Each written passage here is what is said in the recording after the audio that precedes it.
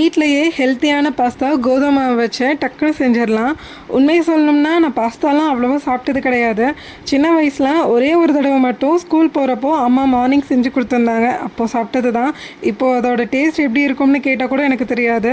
அது என்னமோ தெரில, என்னோடய ராசியோ என்னமோ இதுவரை ஆச்சு. நானும் நிறையா தடவை என்னைக்காச்சும் வாங்கி ட்ரை பண்ணணும்னு பார்க்குறேன். பட் ஆனால் வாங்கினதும் கிடையாது, சாப்பிட்டதும் கிடையாது.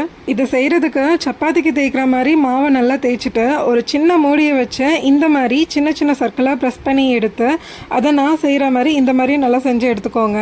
ஃபர்ஸ்ட் அதை ரெண்டாக மடக்கி ப்ரெஸ் பண்ணிவிட்டு நடுவில் இன்னொரு தடவை நல்லா ப்ரெஸ் பண்ணி எடுத்துட்டோன்னா இந்த மாதிரி வந்துடும். நம்மளோட தேவைக்கேற்ப ரெடி பண்ணிவிட்டு இப்போ இது எல்லாத்தையும் தண்ணியில் நல்லா ஒரு 3 மினிட்ஸ்க்கு பாயில் பண்ணி எடுத்துக்கோங்க.